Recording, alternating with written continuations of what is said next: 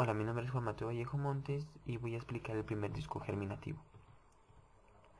Entonces, comencemos con el ciclo ovárico. Ya sabemos que en la pubertad inician los ciclos menstruales rigurosos de toda mujer, donde esos ciclos sexuales son controlados por el hipotálamo, lo cual la hormona liberadora de gonadotrofina, que se abrevia con la GnRH como aparece en la imagen, producida por el hipotálamo, actúa sobre las células del lóbulo anterior de la hipófisis, sabiendo que la hipófisis es una glándula secretora, las cuales a su vez segregan o secretan dos tipos de hormona, la FSH, que es la hormona folículo estimulante, y la LH, que es la hormona luteinizante.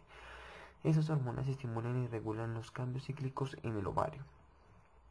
Entonces, al inicio de cada ciclo ovárico, la FSH estimula o excita entre 15 o 20 folículos en fase primaria para que crezcan.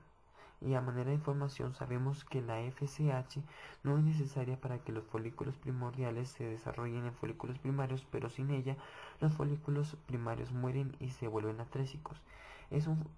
Los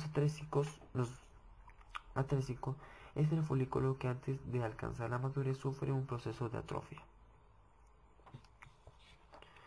lo cual la FSH rescata aproximadamente entre 15 y 20 de estas células, a partir de una reserva de folículos primordiales en continua formación. Entonces, al concluir, normalmente solo uno de esos folículos alcanzará la plena madurez, como lo podemos ver en la imagen, solo uno. Y únicamente se liberará un ovocito.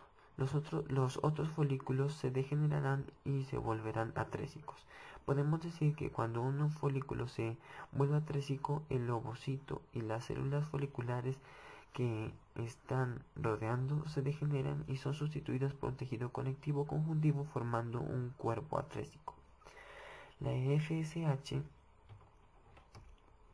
entre otras de sus múltiples funciones, estimula la maduración de las células foliculares granulosa que rodean al ovocito, como ya lo habíamos dicho en el video de ovogénesis. También las células de la teca interna y las células granulosas cooperan para producir estrógenos, lo cual las primeras dan como resultado androstenediona y testosterona.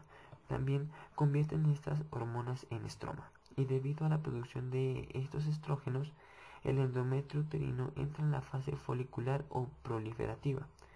También el moco cervical se adelgaza para permitir el paso del esperma. Y tercero, se estimula el lóbulo anterior de la hipófisis para producir o que se produzca LH. También hablemos de la LH, que a la mitad aproximadamente del ciclo se produce la secreción de LH, que eleva la concentración del factor promotor de la maduración, lo que induce los ovocitos a complementar la meiosis 1 e iniciar la meiosis 2. También estimula la producción de progesterona por parte de las células del estroma folicular y provoca la ruptura del folículo y por ende la ovulación. Entonces hablemos de la ovulación. Como lo podemos ver en la imagen, he puesto unos círculos donde muestran el periodo no fértil, el periodo fértil y los días de menstruación, que son 5.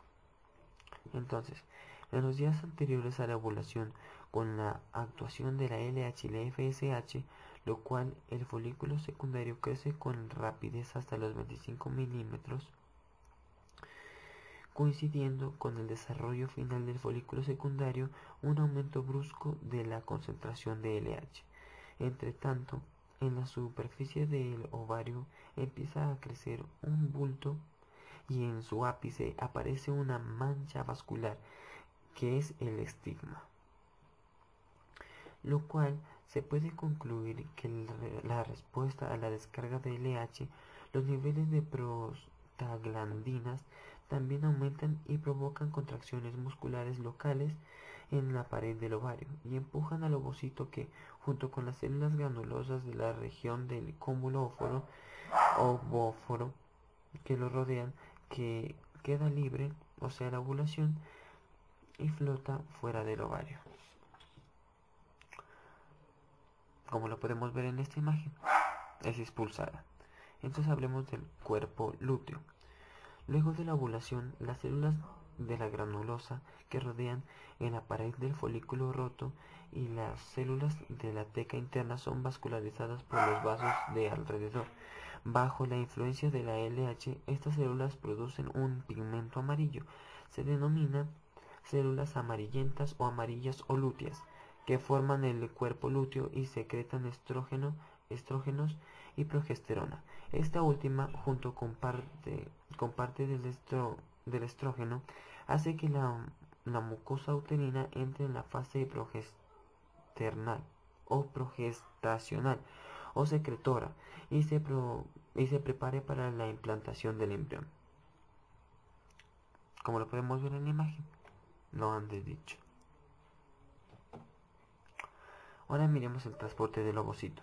Poco antes de la ovulación, las fimbrias de la trompa de falopio barren a la superficie del ovario y dicha trompa empieza a contraerse rítmicamente, lo cual, mediante diferentes estudios, se dice que el ovocito rodeado de algunas células granulosas cae dentro de la trompa de falopio a los movimientos de barrido de las fibras y el movimiento de los hilos del revestimiento epitelial.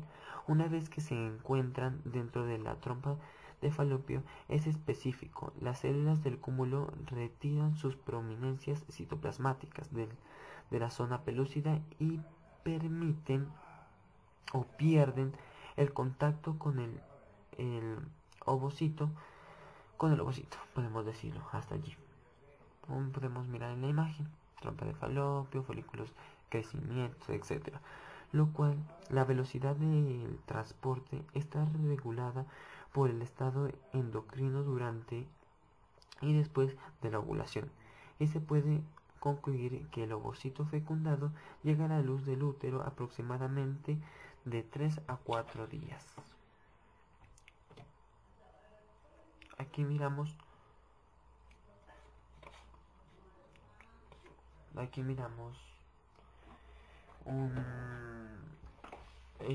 unas trompas de falopio donde hacen unas contracciones peristálticas y por lo tanto también se interactúa con el movimiento de los cilios. Ya sabemos que los cilios son microtúbulos y ayudan al movimiento, a la movilización. Bueno, también hablemos del corpus albicans o cuerpo albicans.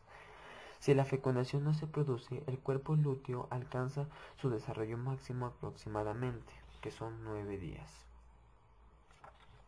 Que son 9 días después de la ovulación, lo cual se le reconoce muy fácil ya que se proyecta como algo amarillento en la superficie del ovocito. Más tarde, el cuerpo lúteo se contrae debido a la degeneración de las células amarillas y se forma una masa de tejido fibroso cicatrizante llamado cuerpo albicans.